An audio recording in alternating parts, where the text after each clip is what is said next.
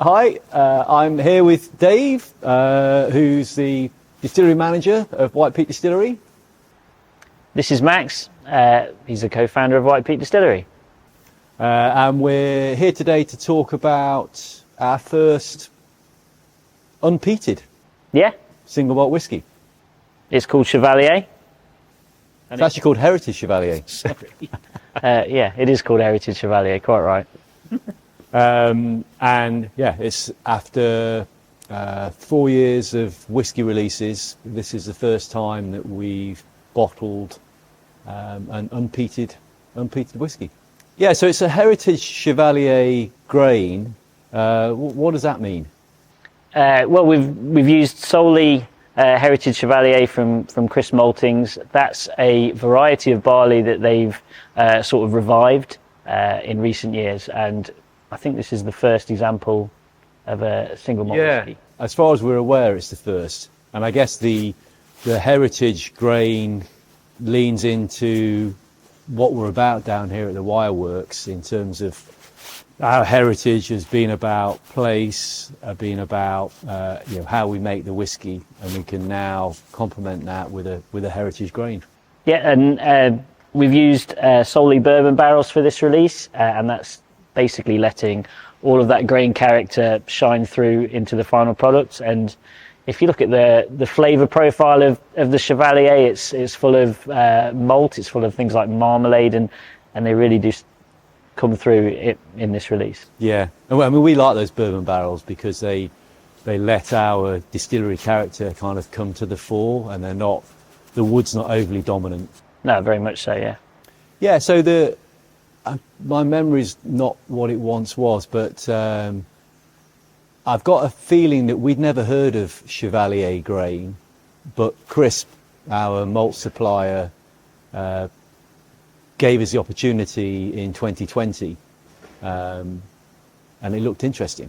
Yeah, I think at the time we were quite confident in everything we'd put down so far, and that just gave us a bit of security to think maybe let's try something else, see if we can get some more flavour and start experimenting. So yeah, it definitely gave us that opportunity. Yeah, because I remember at the time, because Chevallier I think was famous in the brewing industry, but a long time ago.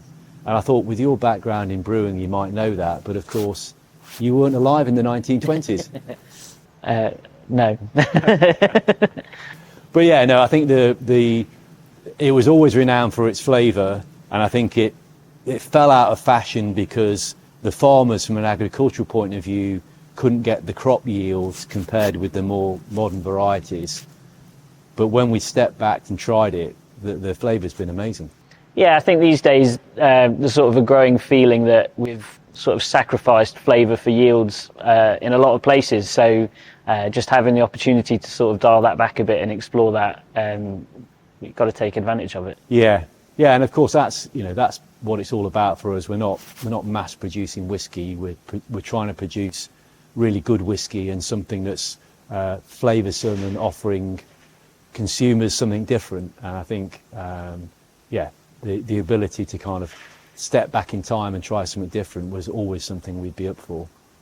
Yeah, so the Chevallier grain was well reputed in the brewing sector for its rich flavour and smooth texture, and we wanted, I guess, to try and have that to the fore when people were eventually talking about this whiskey as we are today.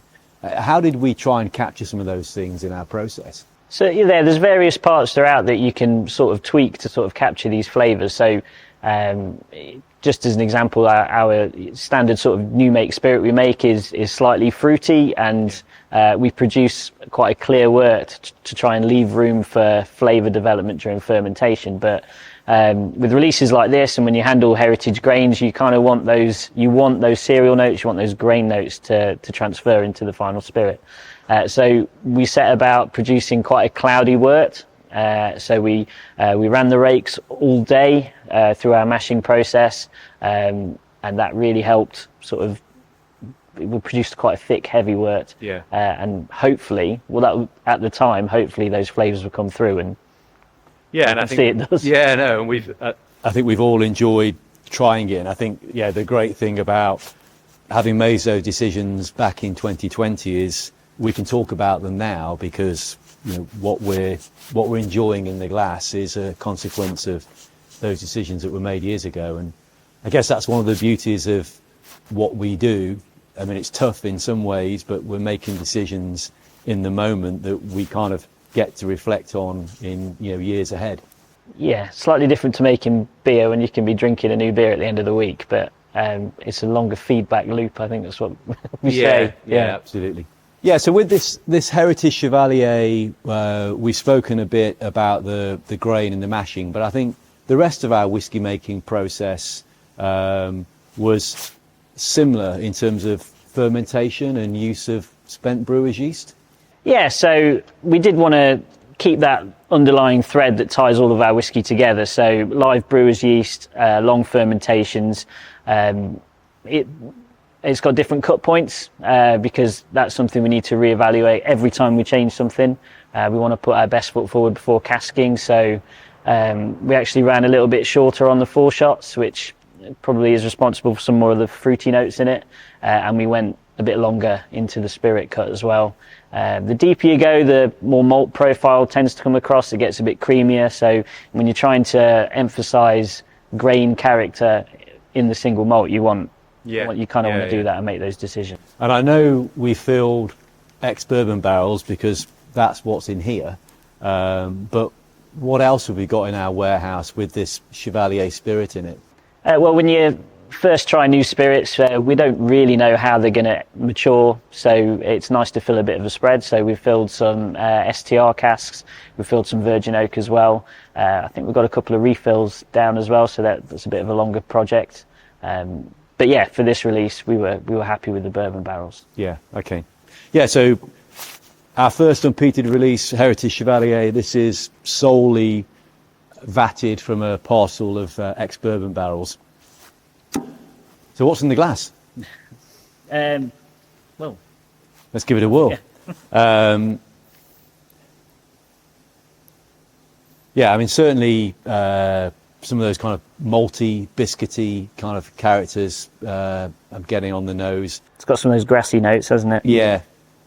Fruit in a different way. I mean, generally our spirit profile is fruity, but it seems to come across differently here. And I think even on the nose, it's almost like an odd feeling for me, at least, because we've spent most of the last decade since we started making lightly peated spirit, but of course this is unpeated, and I think that kind of, you know, that comes across slightly differently.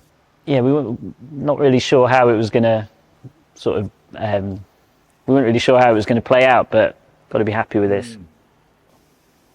Yeah, I mean, the mouth feels great, and I think that's something that seems to carry across most of our releases, and I'm not quite sure why that is, but yeah, generally our whiskies present themselves well at higher ABVs, and just very kind of unctuous. It's got that creamy note. You can just keep drinking it. Yeah, which is pretty good. Yeah, and actually just on that, in terms of ABV, as with many of our releases, we just decide internally what we like, and then we tend to bottle at the ABV that we think presents the spirit in its best light. So I think this is at a 57.3. Sounds right. We'll go with that. 57.3. So yeah, it's full on the ABV, but it's, yeah, you wouldn't really get that unless you kind of read the label. It's really approachable. It does not drink that. It's not. There's no fire there. No, absolutely. Yeah, I mean, for our first unpeated release, this has been a really exciting experiment for us, and I think it's worked out pretty well.